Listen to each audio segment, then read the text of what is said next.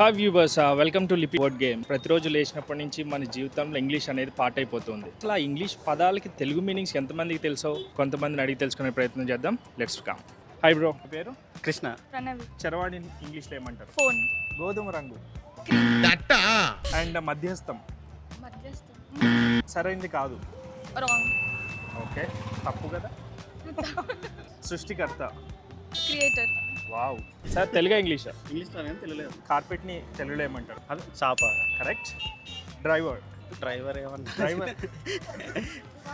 అంటే తెలుగులో ఆన్సర్కి సరిగ్గా గుర్తు రావట్లేదు. Cool drink. అమ్మో. Next pineapple. సెకండ్ రెండు. రెండు.